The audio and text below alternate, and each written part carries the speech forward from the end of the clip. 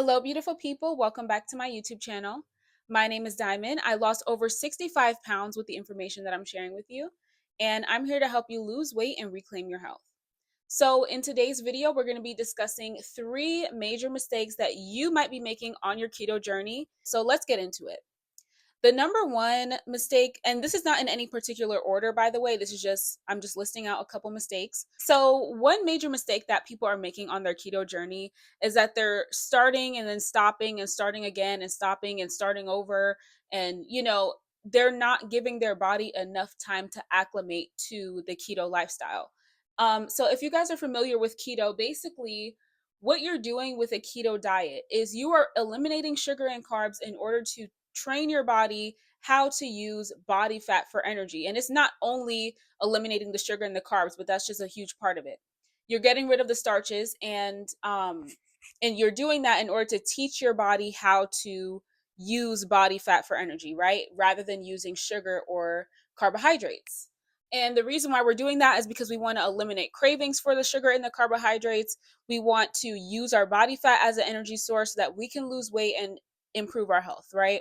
But the mistake that a lot of people are making on this journey is that they're not staying consistent. Okay, it can take a couple weeks to actually see your body switch over to using fat as its primary energy source. And so when you're starting and then stopping and starting and stopping, you're not giving your body enough time to acclimate, and you're not getting the results you're looking for simply because you're not giving it enough time. It can take up to a couple weeks to, a month to really acclimate. And so that's exactly why I started my 1 month coaching service, because I want to hold your hand through that process of transitioning your body over to fat burning.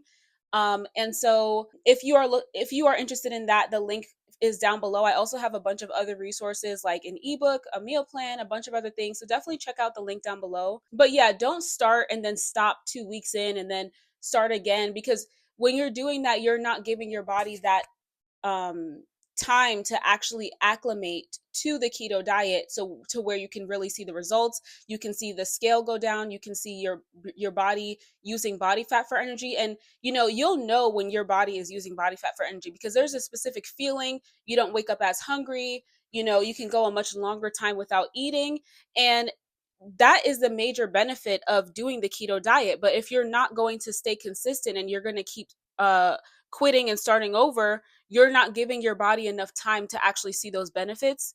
And so I would recommend, if you're going to start, continue and stay consistent to where you can give your body that time to become acclimated to the lifestyle. Okay, that's number one. The second mistake that I see a lot of people making on the lifestyle is choosing the wrong keto branded foods. Okay, you have to understand that the US food industry cannot be trusted. And so there's a lot of keto branded foods or sugar free foods that they label as keto friendly or sugar free or healthy or whatever the case may be, that are actually still raising your blood sugar and still bad for you. So there are certain ingredients out there that technically they don't classify as a starch, but they act like a starch, where they're still raising your blood sugar, they're still impacting your insulin. And we want to keep our insulin levels low, we want to keep our blood sugar levels stable. We don't want blood sugar spikes and insulin spikes. However, it'll say sugar free or zero sugar on the label, on the nutrition facts. But if you look at the ingredients list, the ingredients are things that are still raising your blood sugar. Maybe they don't technically classify as a carb, but they are acting like it. So you have to be extremely careful on the ingredients. And that's exactly why I tell you, pay more attention to the ingredients list than you do to the calories, the nutrition facts, the carbs amount. Yes, you have to look at those things as well, but the ingredients are more important, because some things they're very sneaky.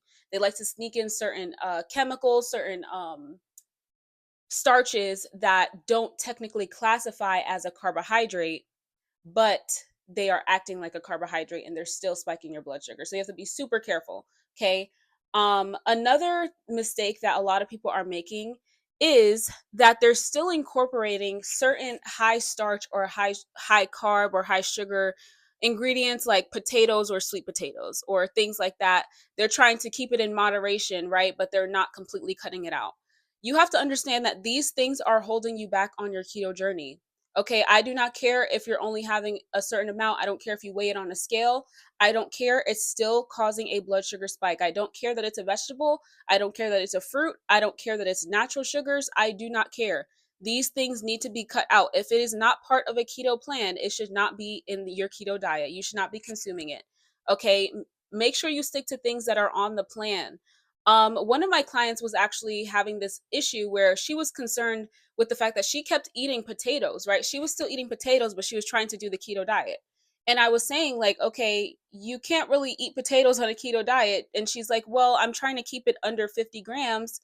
But I do want to have potatoes. And I'm like, this is holding you back. Like, you have to realize this is holding you back. Yes, you're trying to keep it under a certain number, but at the end of the day, if you're eating something that is this high in starch, it is going to cause you to, run into issues. You're going to end up on binges. You're going to end up more hungry than you should be.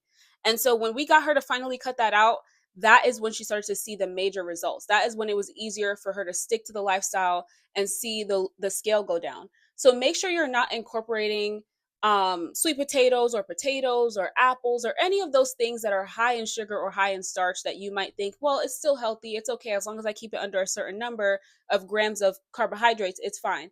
No, it's not. Okay. If it's not part of a keto plan, don't consume it. Okay. And that's pretty much it, you guys.